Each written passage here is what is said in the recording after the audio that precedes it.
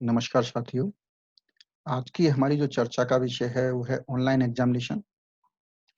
आज हम इस पे चर्चा करेंगे कि क्या यूनिवर्सिटी सिस्टम में ऑनलाइन एग्ज़ामिनेशन पॉसिबल है या नहीं है?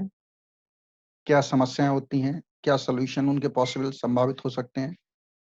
जैसा कि आप सभी जानते हैं कि जो अभी नई गाइडलाइन आई है वहाँ पर अ, हमारी सरकार ने डिसाइड किया है कि स्कूल कॉलेजों के संबंध में निर्णय 30 जून के बाद ही लिए जाएँगे। और जो वर्तमान परिस्थिति है, उस परिस्थिति में हमारी जो महाविद्यालय हैं, कॉलेज हैं, यूनिवर्सिटीज़ हैं, वहाँ की परीक्षाएँ नहीं हो पाई हैं, क्योंकि अधिकांश विश्वविद्यालय में कुछ में परीक्षाएँ आरंभ हो गई थीं, कुछ में आरंभ हो नहीं पाई थीं, लेकिन परीक्षाएँ पूर्ण कहीं नहीं हो पाई थीं। तो शेष परीक्षाओं या जहाँ परीक्षाएँ होनी है, वहाँ पर क्या हम ऑनलाइन एग्ज़ामिनेशन की तरफ जा सकते हैं? अपनी आवश्यकताओं के अनुरूप या हमारे पास जो हमारे छात्रों के पास जो सुविधाएँ उपलब्ध हैं, तो उस पे हम चर्चा करेंगे। तो जैसा कि आप सभी जानते हैं, ऑनलाइन एग्ज़ामिनेशन एक समय की आवश्यकता है। हमें दुनिया से कदम-ताल करते हुए या दुनिया के सिस्टम को समझते हुए या अपने छात्रों को विश्व स्तरीय बनाने हुए, तो आज नहीं तो कल इस सिस्टम में जाना ही था। लेकिन जो ये कोविड-19 या पैंडेमिक का जो समय आया है, इस समय ने हमें समय से पहले इस सिस्टम को अपनाने की तरफ मजबूर किया, आप ये कह सकते हैं, या वर्तमान परिस्थितियों में एक यही रास्ता है, जहाँ पर हम इस सिस्टम की तरफ जा सकते हैं। हमें ये सिस्टम चुनना होगा। तो जैसा मैंने बताया कि पॉस we study the possibility of online examination in higher education in present scenario of कोविड-19. Now my lecture is divided into two parts. One is related to find out the possibility of online examination in our university system, in our college system, in our affiliating system, in the traditional university. And second part deal with the how we can develop a MCQ based online examination. Okay, तो इसको हम एक-एक करके चर्चा करेंगे और पहले part में जैसा मैंने कहा कि हम इसी बात पे चर्चा करेंगे कि हम वाक़ई ऑनलाइन एग्ज़ामिनेशन की तरफ जा सकते हैं या नहीं? जैसा आप जानते हैं कि जो कोविड-19 का समय है या कोविड-19 जो वायरस है, ये 80% एसिम्प्टोटिक है। मतलब कि इसमें 80% लोगों में ज सिम्पटम आते ही नहीं हैं और रिज़ल्ट भी इसके 30% फ़ॉल्स नेगेटिव हैं और सिम्पटम ना आने वाले ज़्यादातर लोग ऐसे लोग हैं जो एडल्ट हैं, यूथ हैं और हमारा जो यूनिवर्सिटी सिस्टम या कॉलेज सिस्टम है, हमारे पास अधिकांश से बच्चे हमारे यंग स्टूडेंट जनरेशन है। तो यानी जो हमारे पास बच्चे आएँगे, हमारे स्टूडेंट्स आएँगे, उन स्टूडेंट में ये पॉसिबिलिटी हो सकती है कि वो कैरियर हों, उनमें कोई सिम्पटम ना हो, तो वहाँ उनकी गैदरिंग जब होती है या हमारे हायर एजुकेशन इंस्टीट्यूट की जब गैदरिंग होगी, तो ये जो कोविड-19 का स्प्रेड है, उसमें एक तेज़ी आ सकती है। तो उस तेज़ी को हम बचाने के लिए हम इस सिस्टम को औ अभी हम कॉलेज में स्टूडेंट को बचाने से परहेज़ करें या कैंपस गैदरिंग को बचाएँ। लेटर ऑन जब समय आएगा, तो हम इस सिस्टम की तरफ जा सकते हैं और अपने ट्रेडिशनल सिस्टम लेकिन वर्तमान में हमें ऑनलाइन की संभावनाओं को तलाशना है। जैसा आप जानते हैं, कोविड-19 से बचने के 3 ही उपाय हैं। सोशल डिस्टेंसिंग, पर्सनल हाइजीनिस और कम से कम कॉन्टैक्ट में आना। आप कॉन्टैक्ट सोशल डिस्टेंस के बिना भी कॉन्टैक्ट में आ सकते हैं। जैसा कि आप जानते हैं, हमारे पास तो बच्चे जब कैंपस में आएँगे, तो सोशल डिस्टेंसिंग मेंटेन करना एक बड़ा इश्यू है। हम हाइजीन के बारे में समझा सकते हैं। काफ़ी हद तक अब स्टूडेंट्स भी अवेयर हो चुके हैं। हाइजीन को फ़ॉलो अप करेंगे, लेकिन उसमें भी कई इश्यूज़ आएँगे कि हम मास्क कहाँ तक पहुँचा पाते हैं। साइक्लिंग कैसे होगी कि बार-बार मास्क कहाँ से अवेलेबल होगा। डिसइन्फेक्टेंट कैसे लाएँगे हम, स्टूडेंट का प्लेस एक जगह कैसे फिक्स करेंगे। और रही बात कॉन्टैक्ट की, जब एग्ज़ाम स्टार्ट होता है, तो कॉन्टैक्ट में एक टीचर जब इन्विजिलेटर होता है, तो इन्विजिलेटर बच्चों की पेपर भी डिस्ट्रीब्यूट करता है। कॉपी भी कलेक्ट करता है, उनके कॉपी पे साइन भी करता है। तमाम ऐसी जगह हैं जहाँ पर टीचर स्टूडेंट का कॉन्टैक्ट हो सकता है। तो इससे बचने का हमारे पास वर्तमान उपाय क्या है कि हम कम से कम बच्चों को कैंपस में आने की अनुमति दें या कैंपस में आने से रोकें। अब ऑनलाइन एग्ज़ामिनेशन के क्या-क्या पॉसिबिलिटी कौन-कौन से मोड हो सकते हैं? जैसा हमारा सिस्टम है, हम जानते हैं हमारे पास 2 ही एग्ज़ामिनेशन के तरीके होते हैं, या तो मल्टीपल चॉइस क्वेश्चन होते हैं या डेस्क्रिप्टिव या सब्जेक्टिव या रिटन एग्ज़ामिनेशन होते हैं हमारे। वर्तमान परिस्थितियों में जो सुविधाएँ उपलब्ध हैं, उसके लिए हम मल्टीपल चॉइस को अपना सकते हैं। लेकिन आने वाले भविष्य के लिए हम ऑनलाइन एग्ज़ामिनेशन के माध्यम से डिस्क्रिप्टिव और रिटन प्रैक्टिस को भी अपना सकते हैं या छोटे यूनिवर्सिटी या छोटे कॉलेजेस में या ऐसे कोर्सेज़ जिनमें बहुत कम बच्चे हैं, वहाँ पर हम इस व्यवस्था को डिस्क्रिप्टिव रिटन में भी ऑनलाइन एग्ज़ामिनेशन में। अब डिस्क्रिप्टिव रिटन 2 प्रकार के हो सकते हैं। टाइपिंग हो सकती है और हैंड राइटिंग हो सकती है। टाइपिंग इश्यू है कि बच्चे को एक तो टाइपिंग जब कंप्यूटर या लैपटॉप या उस पर करनी पड़ेगी तो दिक्कत करेगी, इतनी फास्ट नहीं होगी। दूसरा क्या है कि जो लैंग्वेज के पेपर हैं, संस्कृत है या और भी जो लैंग्वेज हैं, हिंदी है, वहाँ पर टाइपिंग बहुत बड़ा इश्यू है। तो टाइपिंग मोड में यदि हम जाते हैं तो दिक्कत होगी। अब सेकंड मोड आता है हैंड रिटन। हैंड रिटन में भी 2 पॉसिबिलिटी है, या तो हम ये कह सकते हैं स्टूडेंट से कि हम एक पेपर को ओपन कराएँ, कि बच्चे अपने कॉपी पर लिखें और उसको टाइम बाउंड के अंदर स्कैन करके सेम सिस्टम एक सिस्टम बनाया जाए, उससे स्कैन करते हुए अपलोड कर दें और जो टीचर्स पे चली जाए, टीचर वैलिडेट कर लें। दूसरा क्या हो सकता है कि हैंड रिटन या hand writing by digital pen, digital eye. ये हैंड राइटिंग का सिस्टम पॉसिबल है और बहुत अच्छे ढंग से इस पे एग्जामिनेशन कराया जा सकता है। आपको आइडिया भी नहीं लगेगा कि ये वाक़ई स्कैन कॉपी है या ये नेचुरल इनकी हैंड राइटिंग है। आप मेरे कॉलेज की वेबसाइट पे जा सकते हैं, जहाँ हमने सारे इंटरनल एग्ज़ाम, मैंने मास्टर्स के अपने सारे स्टूडेंट्स के इंटरनल एग्ज़ाम हमने ऑनलाइन माध्यम से ही लिए। तो हैंड राइटिंग में हमारे पास 2 ही चीज़ पॉसिबल है, या तो हम स्कैन कर लें या फिर हम डिजिटल पेन से लिखवाएँ। भविष्य में हम इस जो सबसे बढ़िया व्यवस्था है ऑनलाइन एग्जामिनेशन में, इस राइटिंग का कांसेप्ट खत्म होता है, बच्चे की एनालिटिक पावर का कांसेप्ट आता है, यानी कि एमसीक्यू द्वारा हम बच्चे की नॉलेज को जज कर सकते हैं, लेकिन उसकी एनालिटिक पावर को जज नहीं कर सकते। उसके लिए हमें डेस्क्रिप्टिव एग्जामिनेशन या रिटेन एग्जामिनेशन को कंटिन्यू रखना ही पड़ेगा। उसकी हैंड को प्रिजर्व करना पड़ेगा, उसे बचाना पड़ेगा कि उसकी हैंडराइटिंग भी बनी रहे। तो उसके लिए hand retain digital online exam हो सबसे बेस्ट है। इसके लिए आप मेरे कॉलेज की वेबसाइट पे जाइए, देखिए इंटरनल एग्जामिनेशन में आप आइडेंटिफाई नहीं कर पाएँगे कि ये वाक़ई स्कैन्ड कॉपी है या स्टूडेंट्स ने ही ये स्वयं लिखा हुआ है। तो हमें वर्तमान परिस्थितियों में सिर्फ एक ही ऑप्शन बचता है कि प्रेज़ेंट सिचुएशन में हम मल्टीपल चॉइस क्वेश्चन पे जाएँ, जिसके द्वारा हम एग्ज़ाम कराएँ। अब आते हैं हम जो सबसे इम्पोर्टेंट पार्ट है टेक्नोलॉजी की। जब से ये महामारी का समय आया है, तो बहुत सी कंपनियाँ, बहुत सी फर्म आ गई हैं जो ऑनलाइन एग्जामिनेशन करा रही हैं। तो मेरा एक सुझाव है कि जब भी आप किसी ऑनलाइन एग्ज़ाम को चुनिए, तो आप अपनी कंडीशन, अपनी आवश्यकताओं को ज़रूर ध्यान में रखिए। जितनी भी कंपनियाँ हैं, ज आपने देखेंगे वो ज़्यादातर टर्मिनोलॉज़ी जो कुछ कांसेप्ट है, वो ज़्यादातर बाहर की प्रैक्टिस है। क्योंकि ऑनलाइन एग्ज़ामिनेशन बहुत यूनिवर्सिटीज़ में पहले से इन प्रैक्टिस में है। वहाँ के कांसेप्ट को हमारे यहाँ अगर फ़ोर्स करेंगे, हमारे यहाँ इम्प्लीमेंट करेंगे, तो वो सक्सेसफुल लागू नहीं होगा। तो हम ये डिसाइड कर लें, जब भी कोई सिस्टम लें, कि वो हमारे अकॉर्डिंग से, हमारी यूनिवर्सिटी, हमारे कॉलेज की आवश्यकता के अकॉर्डिंग, हमारी परिस्थितियों के अकॉर्डिंग ही वो कस्टमाइज़्ड हो, हमारी परिस्थितियों के अकॉर्डिंग वो डेवलप होना चाहिए। अगर ऐसा नहीं होगा, तो हम उसे जल्दबाज़ी में ऑनलाइन एग्ज़ामिनेशन लागू कर देंगे, लेकिन इसमें समस्याएँ उत्पन्न होंगी, जिसके कारण से भविष्य में ये व्यवस्था खत्म हो जाएगी, दिक्कत करेगी जिन यूनिवर्सिटीज़ में। तो जब हम इस व्यवस्था को लागू करें, जो भी हम सॉफ्टवेयर परचेज़ करें, उस पहले जाने से पहले उसको हम कस्टमाइज़ कराएँ अपनी यूनिवर्सिटी की, उसका एस बना हुआ ना लें, बल्कि अपनी यूनिवर्सिटी की आवश्यकताओं के अकॉर्डिंग कस्टमाइज़ कराएँ और उस कस्टमाइज़ सॉफ्टवेयर पे पहले ट्रायल टेस्ट करें, कुछ बच्चों के प्रैक्टिस टेस्ट कराएँ, देन हम उस इम्प्लीमेंटेशन में जाएँ, फाइनल एग्ज़ाम वाले में। तभी हमारी व्यवस्था ये सुचारू रूप से अच्छे ढंग से लागू हो सकती है। अगर हमने जल्दबाज़ी में हम कोई व्यवस्था लागू करेंगे, तो वहाँ प्रॉब्लम आ सकती है। तो जल्दबाज़ी के लिए हमारे पास दूसरा ऑप्शन है। अब एक ऑप्शन है गूगल फॉर्म या ऐसे अन्य प्लेटफ़ॉर्म भी हो सकते हैं। गूगल फॉर्म में इसलिए इस्तेमाल ज़्यादा करता हूँ कि सेफ्टी इश्यूज़ ज़्यादा हैं, फीचर्स ज़्यादा हैं और प्रेज़ेंट सिचुएशन में ये बहुत ईज़ी है बनाना, बना भी आसानी से सकते हैं। आप इसमें एमसीक्यू करा सकते हैं, टाइप भी करा सकते हैं, लेकिन टाइप में अगेन वही इश्यू आएगा कि लैंग्वेज वाले, संस्कृत वाले, हिंदी वाले या अन्य भाषाओं वाले बच्चे कैसे करेंगे? तो हम वर्तमान परिस्थितियों में इस सेशन को कंटिन्यू करने के लिए मल्टीपल चॉइस क्वेश्चन का एक गूगल फॉर्म पैटर्न पे एक पैटर्न सेट करके एग्जाम करा सकते हैं। इसके लिए पहले हम प्रैक्टिस टेस्ट कराएँ, जिससे हमें आइडिया लगे हमारे बच्चे वाक़ई कितने फ़िज़ि कि क्या वाक़ई कर पा रहे हैं, नहीं कर पा रहे हैं। सिर्फ़ बिना सोचे समझे ये कह देना कि हमारे बच्चों के पास मोबाइल नहीं है, इतने पे ये नहीं है, जबकि कोई डेटा एनालिसिस नहीं हुई है, आप उस सिस्टम में नहीं जा सकते। आज अगर यूनिवर्सिटी एग्जाम कराती है, तो आप मानिए कि बहुत से बच्चे आपके एग्जाम देने नहीं आएँगे, क्योंकि बहुत से पेरेंट्स कंसर्न होंगे कि बच्चों को भेजें ना बच्चे।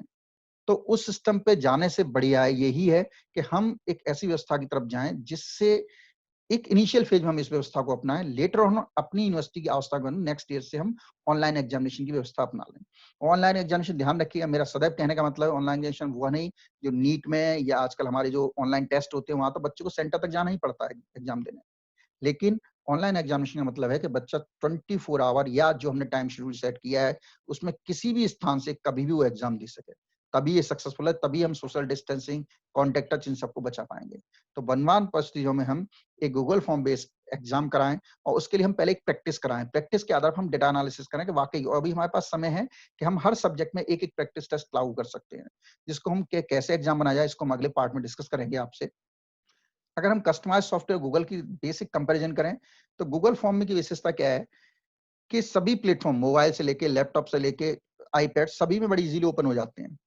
कस्टमाइज़ सॉफ्टवेयर इस दौरान पिछले 2 महीनों में मैंने 5-6 कंपनियों के ऑनलाइन एग्ज़ाम सॉफ्टवेयर इस्तेमाल किए, यूज़ किए, ट्रायल वर्ज़न, उनसे बातें भी की हैं, तो वो कई जगह जाके अनसक्सेसफुल हो जाते हैं।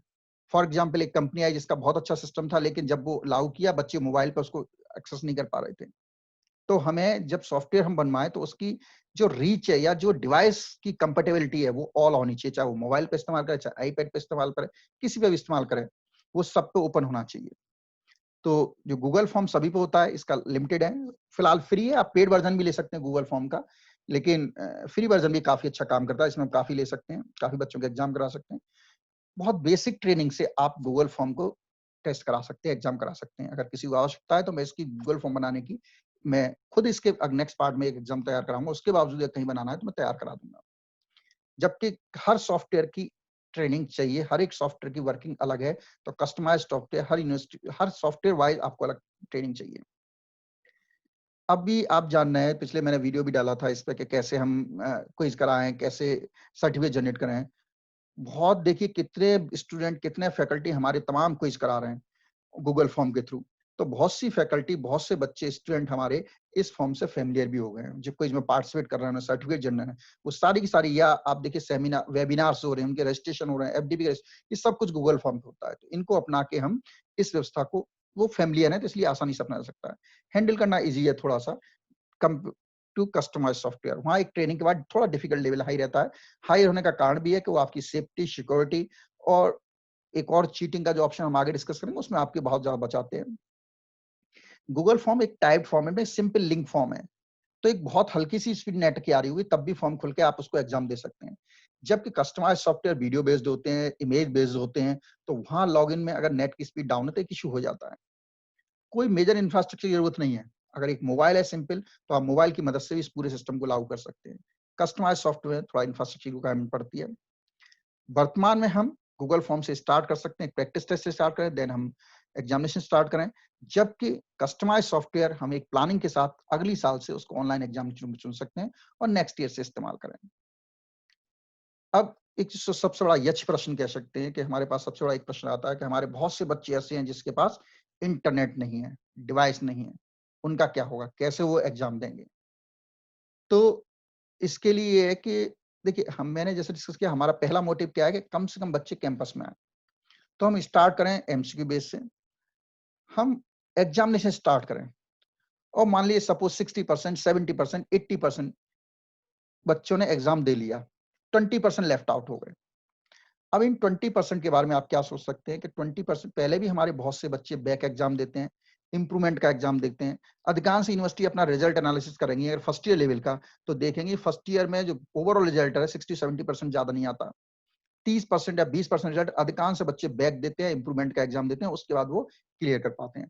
तो हम ये मान सकते हैं कि जितने बच्चे पहले फेज में दे दें, उन सब के लिए तो नेचुरली वो टेस्ट हो गया, एग्ज़ाम हो गया, लेकिन जो बचे हुए बच्चे हैं, जब कभी कंडीशन नॉर्मलाइज़्ड हों, तो हम 20 या 30% बच्चों को हम रिटेन डेस्क्रिप्टिव एग्ज़ाम करा सकते हैं, हमारे बैक एग्ज़ाम की तरह या इम्प्रूवमेंट एग्ज़ाम की तरह।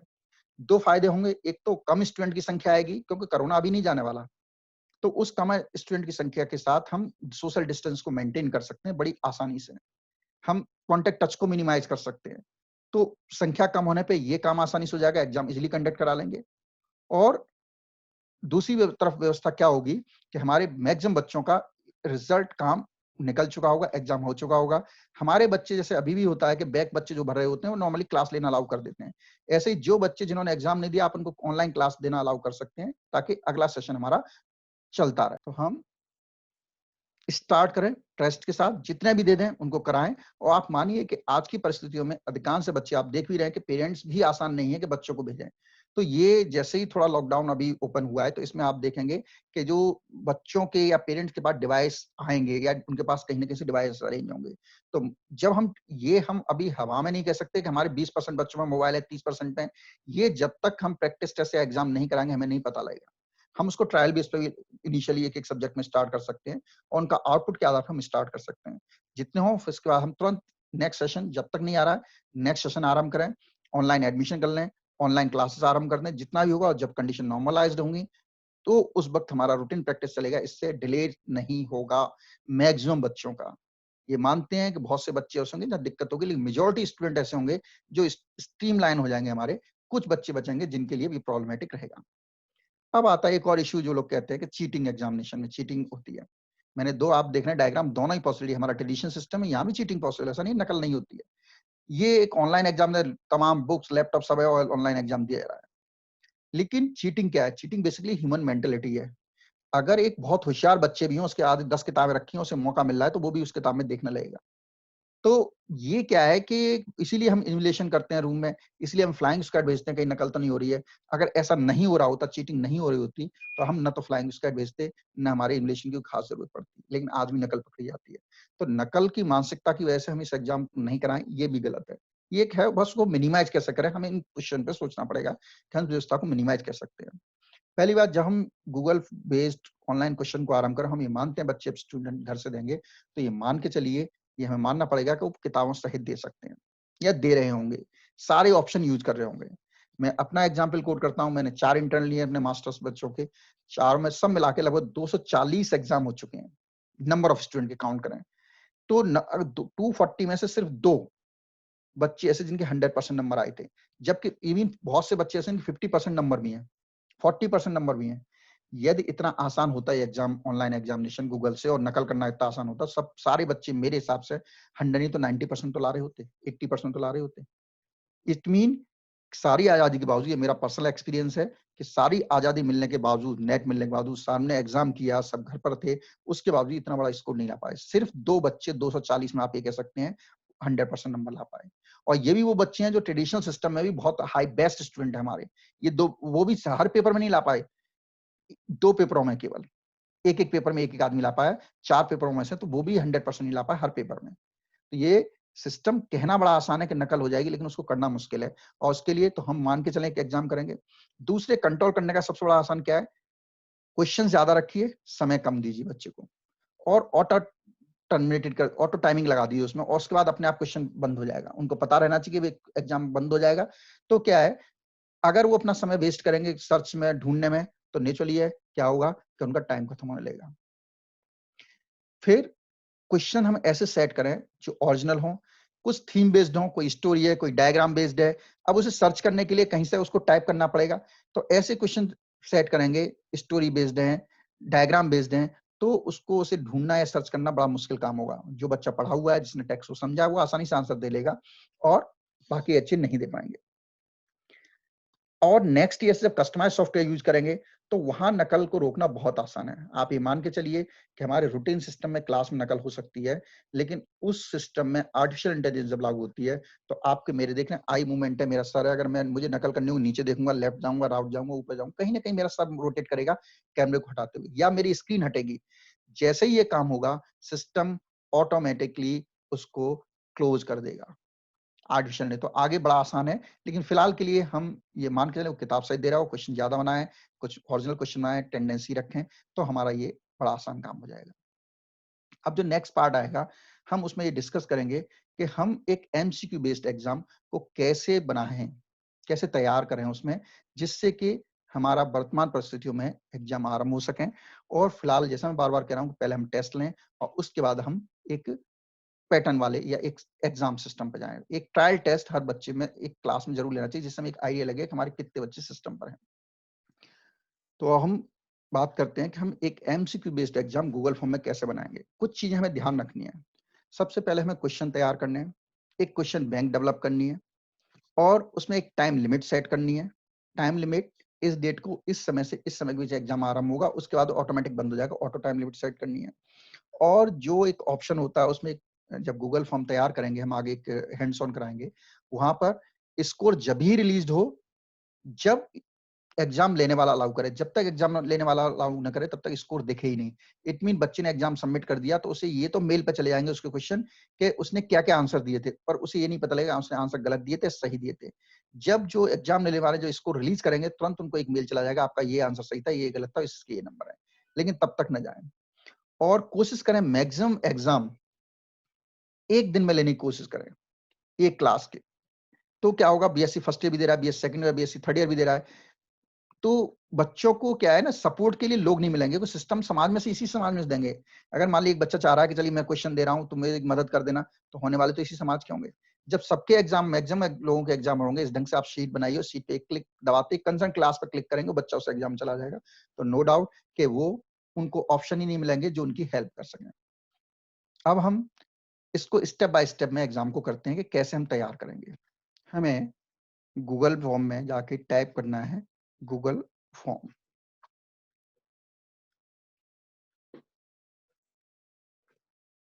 आप देख रहे हैं दो आ रहे हैं, पर्सनल यूज और बिजनेस यूज।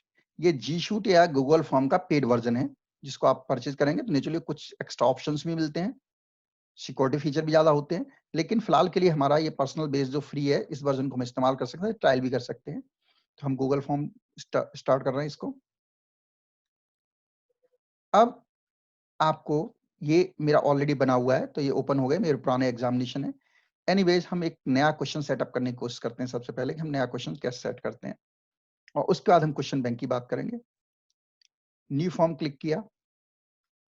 हमें इसका जो भी एग्जाम बनाना है, जैसे बीएससी, जो भी इसका मान ली कोड हो 101, है ना, टाइटल भी डाल सकते हैं, है ना, और भी जो डिटेल डालनी है। यहाँ हम इंस्ट्रक्शन डाल सकते हैं उनके 1 2 3 करके, जो भी हमें पॉइंट बनाने हैं उनको, कि कितने नंबर का है, क्या करना है, कितनी देर में करना है, सारी चीजें डाल सकते हैं। ये आते हैं क्वेश्चन। एक क्वेश्चन बनाने से पहले आप पहले सेट फॉर्म, एक फॉर्मेट तैयार कर लीजिए। ये तैयार करिए। यहाँ 4 ऑप्शन होंगे, चारों ऑप्शन आप तैयार कर लीजिए, 2 3 4, जिसमें आप जब एग्जाम तैयार करेंगे तो इसको कॉपी कर लेंगे। फिर ये मल्टीपल चॉइस ही रहेगा। हमें ये जो ऑप्शन होता है रिक्वायर्ड वाला ऑप्शन, ये जो रिक्वायर्ड वाला ऑप्शन है, ये ऑप्शन ये करने की कोशिश करता है कि आप जो ले रहे हैं वो, ये जो रिक्वायर्ड वाला है, कि अगर मैंने इसको ओके कर दिया तो ये क्वेश्चन का आंसर बच्चे को देना ही देना है। तो नॉर्मली हम बच्चे को अलाउ कर रहे हैं, वो देना चाहे, नेगेटिव मार्क नहीं है तो हम इसको अनरिक्वायर्ड भी कर सकते हैं। लेकिन जो जनरल फील्ड है, name, father's name, roll number, जो भरने ही भरने हैं, वहां आपको रिकॉर्ड का ऑप्शन लगाना है। तो ये मल्टीपल चॉइस कर दिया हमने क्वेश्चन, और इसके बाद इसके हमने एक कॉपी बना ली, ताकि हम अब इसी सिस्टम में भरेंगे। हमें अब इसमें क्या जाना है कि सपोज हमें कोई एग्जाम क्वेश्चन बनाना है।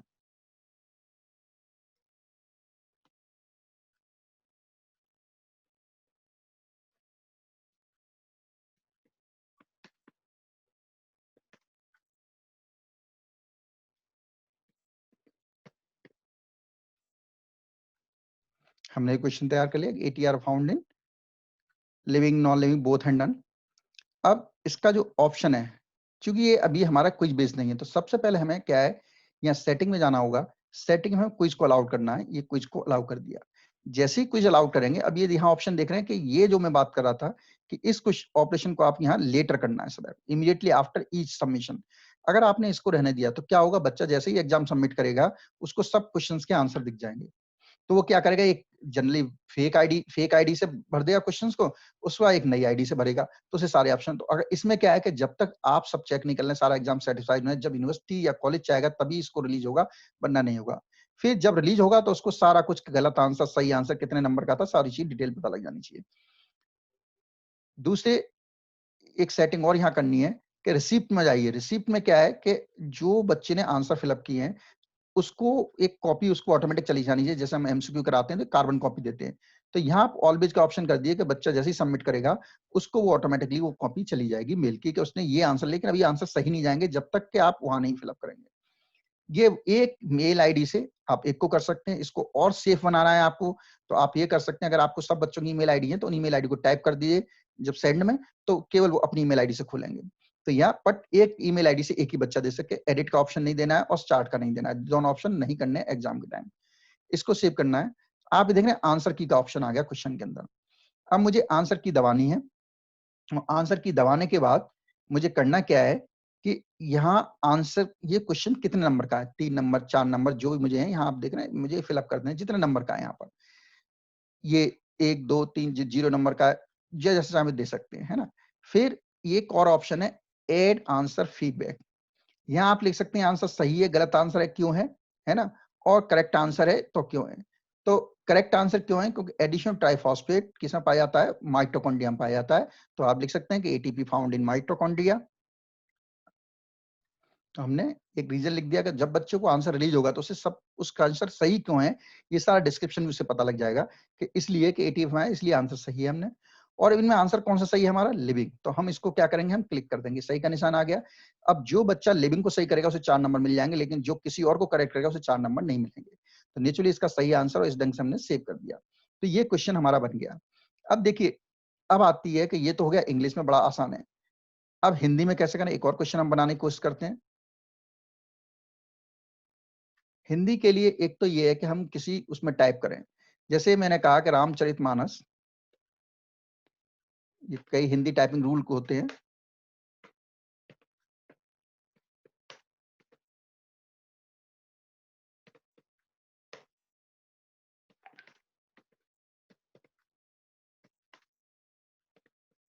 आप देख रहे हैं मैं जैसे ही स्पेस कर रहा हूं वैसे ही आ जा रहा है। रामचरितमानस के लेखक कौन है? मैंने इसको कॉपी किया और मैं ऑटोमेटिकली अपने आपके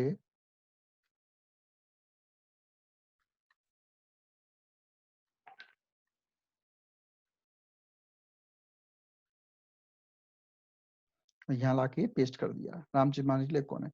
फिर ये यहाँ से मैंने चारों आंसर यहाँ टाइप किए थे, तुलसीदास, तुलसीदास, वाल्मीकि, और ये यहाँ के टाइप किया। आप देखेंगे ये ऑटोमेटिकली चारों में पहुंच गए। इनको हम बाकी आंसर्स को हम ऑप्शंस को डिलीट कर दें। अब आगे इसको मैं आंसर की में जाना है। आंसर की में मुझे क्या है कि रामचरितमानस के लेखक कौन है? तुलसीदास को क्लिक किया और मैंने ये डन कर दिया। तो इस ढंग से हम यहाँ ये ध्यान रखिए कि हिंदी या संस्कृत जो भी टाइप करें वो ऐसे फॉन्ट में टाइप करें जो आपके मोबाइल में भी ओपन हो सके। और ये जो गूगल का टाइपिंग बोर्ड है सबसे बेस्ट ऑप्शन है, जहां पर आप टाइप करेंगे तो आसानी से ये चीजें हो जाती हैं, है ना। तो ये आपको हो गया। अब एक और ऑप्शन अपना सकते हैं आप कि अगर मान लीजिए कोई क्वेश्चन है, आपको कहीं टाइप्ड है और कहीं मान लीजिए टाइप करने में दिक्कत आ रही है भाषा में, इंग्लिश में, तो क्वेश्चन को हाथ से भी लिख सकते हैं आप और उनके आंसर को आप यहाँ पेस्ट भी कर सकते हैं। जैसे मैंने यहाँ इमेज फॉर्म आ गई, मैंने इमेज ली और उन क्वेश्चंस को मैंने स्कैन कर रखा है मान लीजिए यहाँ पर।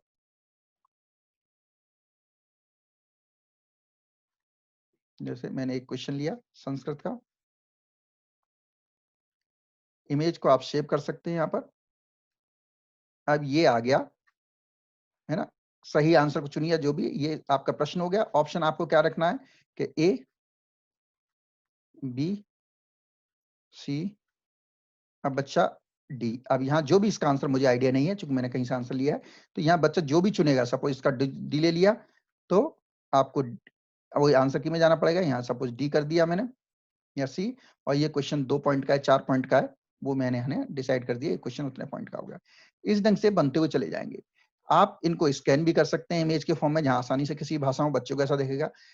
इस ढंग से आप पहले पेपर वाइज हर पेपर और सब के हिसाब से अपने सब्जेक्ट में एक अलग क्वेश्चन बैंक तैयार कर लीजिए। क्वेश्चन बैंक जब तैयार कर लेंगे तो आपको बहुत आसान होगा यहाँ तैयार करना। जैसे मैंने जूलॉजी क्वेश्चन तैयार करनी है, तो आप भी देखना जैसे इस एरो पे जा रहे हैं, हम क्या कर रहे हैं, मैंने यहाँ लिया इंपोर्ट क्वेश्चन पे क्लिक किया। इंपोर्ट क्वेश्चन करते हुए जितनी आपने तैयार किए हैं पेपर वाइज क्वेश्चन बैंक पहले से तैयार होंगे, इस ढंग से क्वेश्चन तैयार कर लिए। इस क्वेश्चन बैंक को मैंने क्लिक किया अपनी को, और क्लिक करने के बाद यहाँ आ गया मुझे क्या क्या चुनना है। तो मैंने पहले से ही बना रखा है इसमें कि basic information select all, university, ये कॉलेज नंबर, ये मेरा पार्ट ए है, और बाकी ये सारे क्वेश्चन है, करीब 100 क्वेश्चन है, मैंने यहाँ से इंपोर्ट कर दिए। आप यहाँ देखिए, अब ये नेम भरना जरूरी है, father's name, university roll number, university, ये सारी चीजें मैंने ऑलरेडी फिलअप कर रखी हैं। एक ये क्वेश्चन बना सकते हैं, जब आप देखेंगे तो देखिएगा ये ड्रॉप डाउन में बना दिया था कि मैं डिस्ट्रिक्ट वाइज चाह रहा था अपनी यूनिवर्सिटी के लिए, किस डिस्ट्रिक्ट के तो बच्चों ने, तो एक ऑप्शन दे सकते हैं आप ड्रॉप डाउन मेनू में, जिसमें सेलेक्ट कर सकते हैं।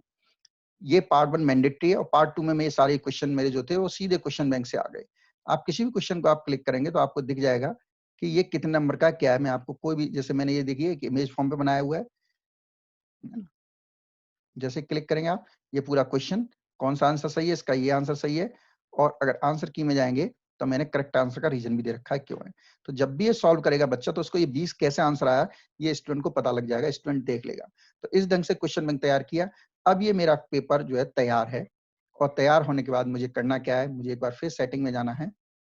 उससे पहले हाँ, एक और इम्पोर्टेंट चीज जो है उस पर हमें बात करनी है। इम्पोर्टेंट चीज क्या है कि हमें इसका टाइम सेट करना है। तो टाइम में एड-ऑन्स होते हैं, ये आपके जैसे email notification for Google form, ये एक एड ऑन है। जब आप गूगल में सर्च करेंगे और आप उसको डाउनलोड कर लेंगे, तो आपके जिससे पेपर बना है उस ईमेल आईडी से कनेक्ट कर दीजिए, तो ऑटोमेटिक एक साइन दिखेगा यहाँ पर, और उसमें इसको आपको क्लिक करना है। क्लिक करते ही आपको तमाम ऑप्शन आएंगे, ईमेल नोटिफिकेशन। जैसे ही हम क्लिक करेंगे इसको, ये तमाम ऑप्शन आ रहे हैं। इसमें से आपको लिमिट गूगल फॉर्म रेस्पॉन्स पे जाना है। उसके बाद एक कैटेगरी खुलेगी, यहाँ पर आपको एक विंडो खुलेगी। विंडो में आपको स्टार्ट डेट, सपोज मुझे जो भी डेट डिसाइड करनी है, मान ली 10 जून डिसाइड करनी है, टाइम सपोज मुझे स्टार्ट करना है 1 बजे से, सपोज मैं टाइम दे रहा हूँ 10 ही जून को, इसको 2 बजे खत्म हो जाना है। ये सेट हो गया। अब मुझे इसे सेव कर देना है। अब ये जो एग्जाम है, इसकी लिंक सिर्फ आपकी, ये अभी देखिए टाइम यहाँ पर एक मुझे यहाँ लेना चाहिए था 13, हाँ 1 से 13 से 14, यानी 1 से 2 बजे हो गया। सेव कर लिया मैंने। अब ये एग्जाम तभी ओपन होगा 10 तारीख को, 10 जून को 1 से 2 के बीच में। अब ये लिंक किसी को भी शेयर कर दीजिए आप, ये किसी को एग्जाम ओपन ही नहीं कर सकते, वो वहीं ओपन होंगे। अब हम सेव करने के बाद इसको क्लोज कर देंगे, और आप रेस्पॉन्स देखेंगे, देखिए रेड हो गया। ये जब तक, अब मैं चाहूँ तो इसे ग्रीन कर सकता हूँ, वहां से डेट हट गई, लेकिन इसको मुझे रेड कर देना। अब ये कब खुलेगा? 10 जून को 1 से 2 बजे के बीच में। अब मुझे लिंक पे जाना है, और वहां से हमको प्रेजेंटेशन में जाना है, सेटिंग में, सॉरी, उससे पहले हम एक पेड प्रीव्यू देख सकते हैं हमारा तैयार कैसा हुआ है एग्जाम। ये देखिए, क्यों नहीं देख पा रहे हैं हम? क्यों? क्योंकि ये हमारा कब खुलना है? ये खुलना है 10 तारीख को, इसलिए नहीं देख पा रहे हैं। यहाँ हम एक लाइन भी टाइप कर सकते हैं, अगर हमें इसको खोल के देखना है तो हम एक लाइन टाइप कर सकते हैं इसी में, यहाँ पर के exam start on 10 June at 1 PM। Suppose ये नोटिफिकेशन हमने यहाँ टाइप कर दिया, तो हमने ये नोटिफिकेशन टाइप कर दिया। अब हम दोबारा इस प्रीव्यू में जाते हैं। प्रीव्यू में देखेंगे लिंक नहीं ओपन हो रही है, लेकिन जो भी देखेगा उसे क्या देखेगा? Exam start on 10 June 1 PM। 10 जून के समय इस 1 बजे, 1 से 2 बजे जो भी आप लिखना चाहें वो ऑटोमेटिकली यहाँ पर स्टार्ट हो जाएगा, उससे पहले एग्जाम स्टार्ट ही नहीं होगा। अब मुझे इसकी लिंक बना के तैयार रखनी है। मुझे सारे एग्जाम जितने बनाए उसमें लिंक में जाइए, इसको यूआरएल को शॉर्टन कर दीजिए, इसको कॉपी करिए, और एक वर्ड फाइल पे आप इसको सेव करेंगे। तो हमारी ये हाइपर लिंक बन के ये पूरा तैयार हो गया।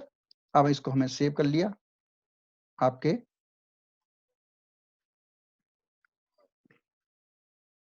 सेव है डेस्कटॉप पे जाके, मैंने बीएससी किसी भी नाम फाइल दे सकते हैं हम, बीएससी एग्जाम 10 जून नाम से इसको सेव कर दिया सपोज। अब एक पीडीएफ फाइल बन गई है।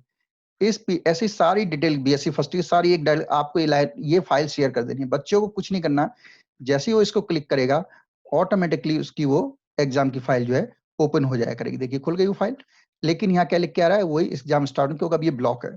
जब टाइम आएगा उस पर ओपन होगी और उसके बाद तुरंत बंद हो जाएगी। तो इस ढंग से बच्चों के लिए ये पूरा एग्जाम उन्हें लगातार मिलता रहेगा, और कोई लिंक कंफ्यूज होने की जरूरत नहीं है उनको। वो पूरा एक टाइप फॉर्मेट में रहेंगे, और टाइप फॉर्मेट में लिंक उनको दिखती रहेगी। ये डेट वाइज, क्लास वाइज, जिसको जिस दिन जो क्लिक करेगा उसी एग्जाम को दे सकते हैं। अगर वो एग्जाम वो उस दिन नहीं खुला है तो वहाँ वो लिख के आ रहा होगा, और अगर ओपन है तो उस टाइम पे वो एग्जाम देता रहेगा। पूरी एक माप, जैसे डेट शीट होती है उस शेड्यूल के अकॉर्डिंग इसको तैयार करके पूरा दे सकते हैं। तो मेरा आज का जो मेन मोटिव था कि हम ऑनलाइन एग्जामिनेशन के लिए कम से कम एक ट्रायल के रूप में, एक प्रैक्टिस के रूप में स्टार्ट करें, और उसकी जो फाइंडिंग्स हैं उसके आगे हम डिसाइड करें कि हम वाकई इसको करा सकते हैं, नहीं करा सकते हैं, क्या समस्याएं आएंगी। बिना किसी ट्रायल को कराए ये मान लेना कि हम हमारे स्टूडेंट तैयार नहीं है, हम तैयार नहीं है, एग्जामिनेशन संभव नहीं है, बहुत ही ठीक नहीं है। तो कोशिश की जानी चाहिए कि, और वर्तमान परिस्थिति हमें ये रास्ता दे रही है कि हमें कोशिश करनी चाहिए, और जो फाइंडिंग्स आएंगे उसके आधार पर हम मेजोरिटी, जो मेरा मानना है कि हम मैक्सिमम स्टूडेंट तक रीच कर पाएंगे। और जब मैक्सिमम स्टूडेंट जाएंगे, जो बचे स्टूडेंट होंगे उनके लिए एक, चाहे बैक का ऑप्शन हो सकता है, चाहे इंप्रूवमेंट का ऑप्शन, या कंडीशन नॉर्मलाइज ना, या हमारी सरकार अभी भी एग्जाम की है तो हम उस पर सोच सकते हैं कि हम कम से कम स्टूडेंट बुला के कॉलेज में एग्जाम करा सकते हैं। साथियों, मेरा उद्देश्य ये था कि हम एग्ज़ामिनेशन में ऑनलाइन एग्ज़ाम में जो हमारी समस्याएँ या जो हमको लग रहा है संभावनाएँ नहीं हो सकती हैं, उस पे एक विचार करना, आप लोगों के बीच अपनी बात रखना। आप मेरी बात से सहमत हो भी सकते हैं, असहमत भी हो सकते हैं। चर्चाएँ होती रहेंगी, अगर किसी को कोई समस्या है, कहीं है, तो मैं आप लोगों की मदद करने के लिए सदैव तैयार हूँ। मदद करके मुझे खुशी होगी। धन्यवाद आप सभी का।